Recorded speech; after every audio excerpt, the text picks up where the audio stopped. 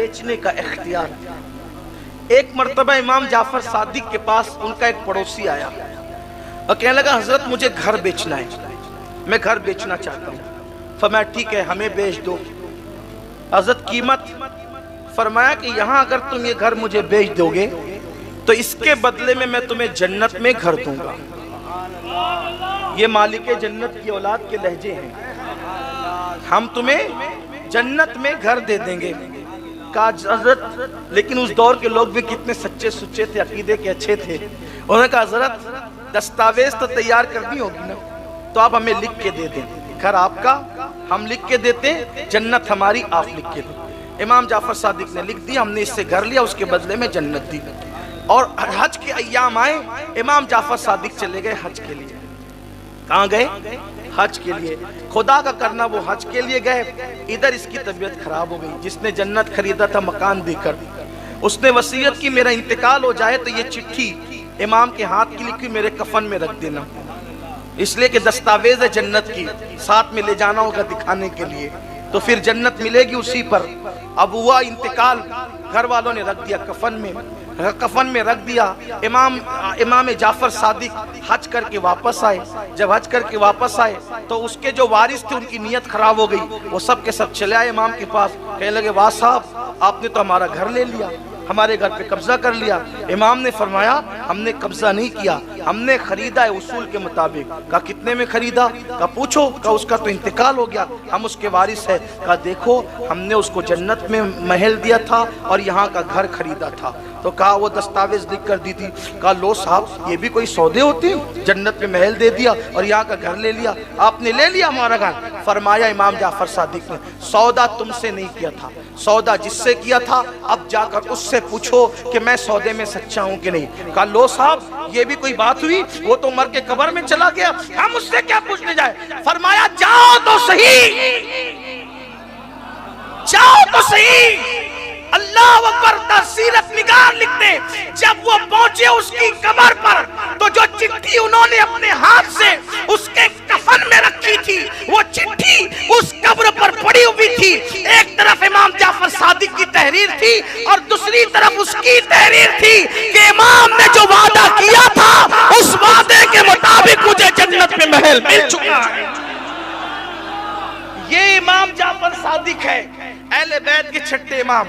اب ان کے پاس کوئی مسئلہ پوچھنے آیا, کہنے لگا کہ حضرت یہ بتائیں کہ تلوار میں جو چاندی کی موٹ لگائی جاتی ہے وہ جائز ہے کہ ناجائز؟ کیا ہے, جائز ہے کہ ناجائز؟ اب اگر مجھ سے کوئی پوچھے کہ چائنیز کھانا جائز ہے کہ ناجائز تو میں کہوں گا جائز ہے. تو کہیں گے اس کی دلیل کیا ہے؟ تو میں کہوں گا کہ وہ جو فلاں خان صاحب فلم دنیا میں کام کرتے نا وہ بھی چائنیز کھاتے ہیں. کہا واہ جی واہ, بڑی دلیل لائی آپ نے, آپ بھی غیر معتبر ہو گئے غیر معتبر کا حوالہ دے کر. صحیح یہی نا بھائی, جائز بتانا ہے تو اس کا حوالہ دو, دامن نچوڑ دے تو فرشتے وضو کرے. یہی تو ہے, یہی تو ہے. کہا کہ یہ ڈش کھانا جائز ہے کہ ناجائز؟ وہ فلاں خان صاحب کا حوالہ دیا ناچنے والے کا تو میں غیر معتبر ہو گیا.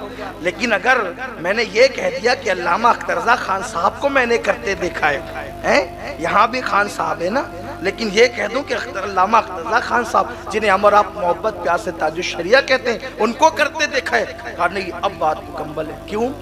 کیونکہ جس کے کردار پر, جس کے ایمان پر, جس کے تقوی پر, جس کی پرہیزگاری پر اعتماد ہو وہی ذات حوالہ بنتی ہے, اور جس کے تقوی پہ پرہیزگاری پر اعتماد ہی نہ ہو, جو آدمی خود ڈاؤٹ فل ہو, وہ کیا حوالہ بنے گی؟ اس کا حوالہ دینے والا خود جو غیر معتبر ہو جائے گا.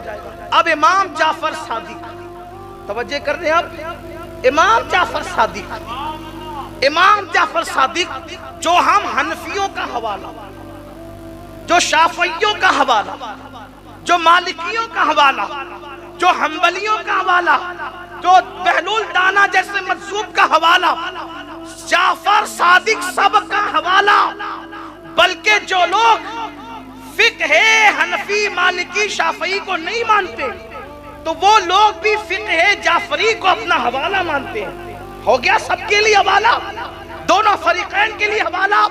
اب امام جعفر صادق سب کے لیے حوالہ، شیعہ سنی سب کا حوالے کا نام ہے جعفر صادق، وہی پر امام اعظم، وہی پر داتا علی حجوری، سب وہی جو سب کا حوالہ ہے امام جعفر صادق۔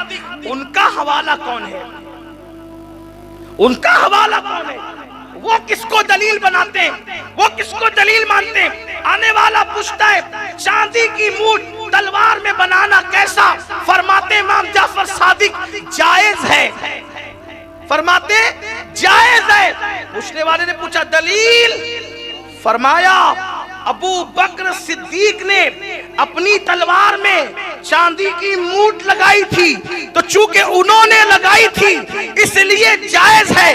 پتا چلا جعفر صادق کا مسلک یہ ہے، کام کیا ہوا اس کا مجھے کوئی خبر نہیں، ابو بکر غلط نہیں کر سکتے۔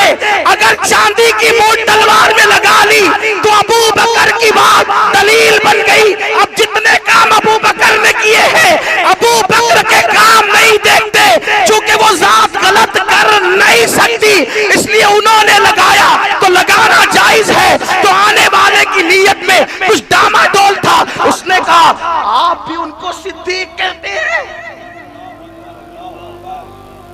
آپ بھی ان کو صدیق کہتے ہیں۔ اب امام جعفر صادق بیٹھے تھے، کھڑے ہو گئے اور پھر کہتے ہیں ہوا صدیق صدیق صدیق صدیق صدیق صدیق۔ جب تک ان کی سانس نہیں ٹوٹ گئی وہ ابو بکر کو صدیق صدیق صدیق کہتے ہیں۔ وہ صدیق ہے، صدیق ہے، صدیق۔ اور مولا کائنات کو کہتے ہیں کہ آسمانوں سے خدا نے جو ابو بکر کا نام نازل کیا ہے وہ صدیق ہی ہے۔ نعرہ تکبیر، نعرہ رسالت، نعرہ حیدری، خاندان اہل بیت، او سیدنا صدیق اکبر۔ تو مال کے بعد باری آتی ہے آل کی۔ اب آل کے معاملے میں صدیق اکبر نے ترجیح کس کو دی؟ قربان۔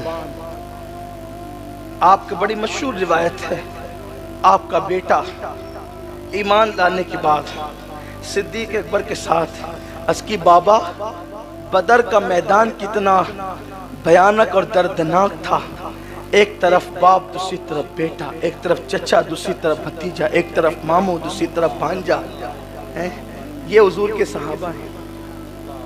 میرے عزیزو، نبی کے لیے کوئی داماد نہیں چھوڑتا یار، انہوں نے اپنا باپ چھوڑا ہے۔ جو شہر میں کعبہ تھا، کعبہ وہ شہر چھوڑا، ہمیں کعبے سے کیا مطلب، محبوب گیا تو ہم بھی چلے جائیں۔ یہ صحابہ ہیں، لوگ ان کا کردار آج مشکوک کر رہے ہیں جنہوں نے کعبہ والا شہر چھوڑا، اللہ کے نبی کے لیے مال چھوڑا۔ اور یہ تو صدیق اکبر ہے۔ امام طبری لکھتے ہیں کہ ایک بار صدیق اکبر یوں آستین چڑھا کے تھر تھر کانپتے ہوئے بارگاہ مصطفیٰ کریم میں حاضر ہوئے۔ سرکار نے کہا یہ تیری حالت کیا ہے ابو بکر؟ عرض کی حضور وہ ابو قحافہ ہے نا، ابو قحافہ میرا باپ، آج اس نے آپ کے خلاف کوئی جملہ کہہ دیا، اب اس کو میں نے ایک مکہ مارا ہے، وہ گر کے بے ہوش پڑا ہوا ہے، آیا اس لیے ہوں اجازت دیں اس کو قتل کر دوں، یا اس کو قتل کر دوں اس کی اجازت دیں، یا پھر دعا کرے کہ وہ ایمان لے آ کر وہ بھی عاشق رسول بن جائے۔ رحمت للعالمین کے ہاتھ اٹھ گئے، کہنے لگے اللہ اسے ایمان کی دولت دے۔ پھر صدیق اکبر کا مقدر یہ ہو گیا کہ ان کے ابا بھی صحابی، ابو بکر صدیق خود بھی صحابی، ان کے بیٹے بھی صحابی،